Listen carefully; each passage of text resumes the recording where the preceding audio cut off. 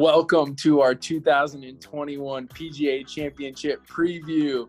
I am Paul Scott with my good friend Matt Berkey. Matt, how you doing today, man? What's up, everyone? Welcome back. Excited for the PGA Championship. Paul, I'm ready to go. I'm excited to see our teams rolling in here as everybody submits them. Looking forward to it. A few shout outs. Brad Bushy, first team submission. Way to go. Right on that.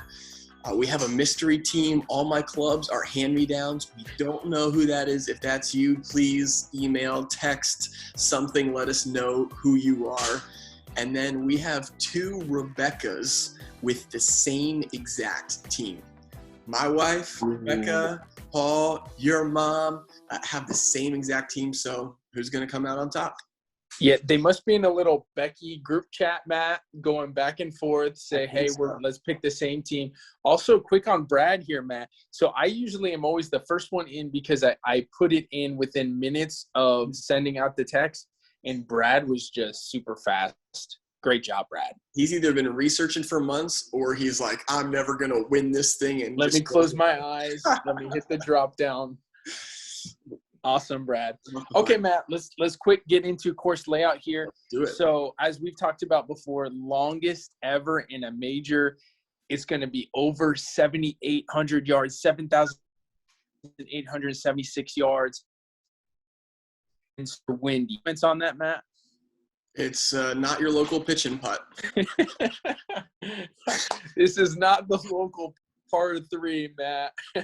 Not the local par 3. No, this sir. is going to be exciting to watch. Very exciting. Can you give us some headlines here, Matt? Oh, yeah. I mean, we got Jake Arfons coming back with almost the same team that put him in Masters contention last month. He's doing his Tier 3. Beat Matt. Their team is returning, trying not to be a bottom feeder again last time. And you yourself, Paul Scott, trying to be a back-to-back winner at the PGA Championship, just like Colin Morikawa. So we'll see what happens this weekend.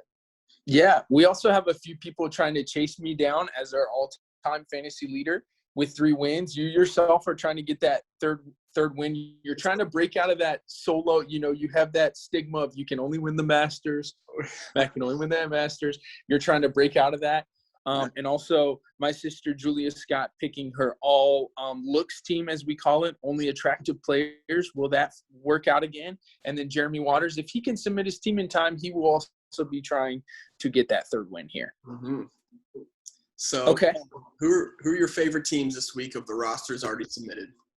So I have to give you yourself right there, Matt, a huge shout out. I really like your team. I thought you have very creative going with, JT, not creative, but I feel like it could work out great. Finau, always a big game hunter there. And then I really like Matt Wallace there. I thought that was a solid pick. I doubt anyone else will have him. He's a link style player over there in Europe. He's been playing really well. I think that could be good. And then big shout out to Mr. Goosehead himself, Harrison Freud, back in action, former winner, coming back after a few years of working on his game. I'm sure he's been practicing on other fantasy leagues, trying to get ready for this, Matt. But he is finally back. And I really like his team because I feel like if choosing 2 really good guys is going to work out, I feel like it could be this week because I feel like the course is going to eat a lot of people up alive. And so we'll see how it works out for him. Why don't you give us what are some of yours, Matt? Yeah, there's no room for the week this weekend. So my favorite, I have 2 teams, mentioned them quickly before. Jacob Arfons coming back with a similar Masters team before, 6 Tier 3 players. But I think slightly edges him out is his former roommate, Jacob Taylor. Also very similar team, 6 Tier 3s, a lot of similar players. But I think Jacob's 6 has the slight edge in my book. I like both of them to be up there at the top of the leaderboard at the end of the week. I love that. If you had to pick someone to win, like the tournament overall, who would be your pick? I'm going with Victor Hovland. Yeah, I'm obviously I have Victor on my team, but very similar to the PGA Championship last year where we had a young up-and-comer, very hungry Colin Morikawa. I like Victor. I think his game suits it. I feel like he's peaking. His last 2 tournaments, he was T3 on both of them. I feel like he's under the radar. He's going to slide in there with the victory. Matt, we did favorite teams, but real quick, I wanted to give a shout out to one of my least favorite teams with Patient Popper going with, as I call, Popper bait, choosing the choose 8. And he has Long John Daly, who's 55 years old and who last won the PGA Championship in 1991, the year I was born. So I'm not quite sure about his team. So that's one of my least favorite teams, Matt. Paul, if John Daly either makes the cut or actually one of his scores count for Popper's teams, you are going to have to give him a big shout out at the recap. I will give him a huge yes. I will give Popper a big shout out if he can win, if he can break his streak and win. But if he loses, then yeah, he's not getting a shout out. All right.